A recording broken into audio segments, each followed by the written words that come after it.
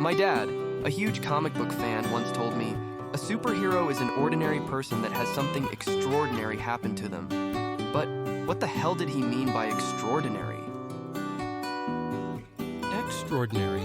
Adjective beyond what is usual, ordinary, regular, or established, exceptional in character, noteworthy, remarkable, an extraordinary man. Do only superheroes get to be extraordinary? Is it someone who can fly? Is it the fastest man on Earth? Is it a super brainiac that can invent all sorts of astounding gadgets that let you fly around the world with untapped energy? But what about ordinary kids like me? What about the Robbie McDonalds out there? What about the kids that are sitting right in the middle? Do we get to be extraordinary or do something extraordinary? Whatever that is. Kids like me in the middle, we don't even have any special mentors or coaches. Everybody assumes that everything is okay.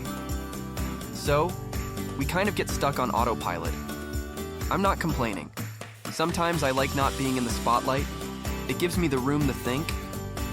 But if you are in one of those special attention or high-achieving groups, I wish you wouldn't be such a dick about it. I also wish our teachers and staff would realize quiet and unassuming kids like me could use a little help too. My mother and I just moved to Seattle. My father is not in the picture. He died 2 years ago in a freak accident at work. To add even more anxiety to my life, we moved here during the first week of August, 2 weeks before school is scheduled to start. Not only do I have to deal with figuring out how I'm going to fit in at this new school, it's also my first day of high school. I'm gonna get my ass kicked. I just know it. Everything started to change on a boring Tuesday afternoon in August. I needed to get my room in order and my desk set up in time for school. My mom was meeting with her new coworkers in the city. So, I was home alone. I went to my room and started to take a whack at unpacking the tower of unpacked and half-opened moving boxes. In one of the boxes was an old photo album. Looked like it was from the 70s with an avocado green fake leather cover. It was dusty as hell. It hadn't been opened in years. On the front cover was a strip of faded and torn masking tape barely hanging on. The glue was so old it was barely sticking to the cover.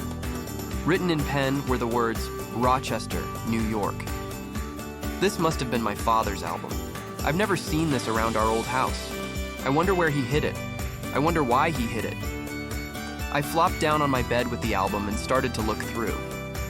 My father's life, one I didn't know much about, was starting to unfold as I flipped towards the back of the book. These back pages were his high school years. Now the same faces started showing up in the photos. This must have been his squad, his gang, his team. Whatever you wanted to call them, these were his friends, and I could see something different on these pages. Here he looked, happy. The laughs were bigger. The photos had more energy. These were good times. On the second to last page, the story started making sense.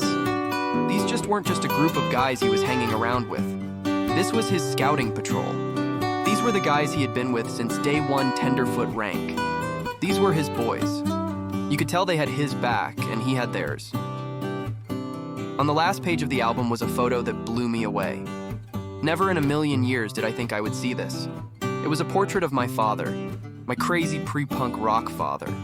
The individualist, the hyperactive man that always thumbed his nose at the way it was supposed to be done. But as a kid, I have never seen him like this. He was clean-cut, dressed up, wearing a Boy Scout uniform. He was an Eagle Scout. They say a picture tells 1,000 words, but these didn't. They told me to get going and start my own story. They made me smile. But they also made me sad. I realized he had something that I haven't had yet. He found his tribe. But here, I was. Alone. What the fuck? Where's my tribe, and why can't I also have this? I'm not going to blame him, and I'm not going to say it's not fair. He died. That's not his fault. But at least he went out and made his life the way he wanted with the friends he searched for. I then realized, in this new room of mine, in this new city of mine, and at this new school of mine, it's time for me to get to work.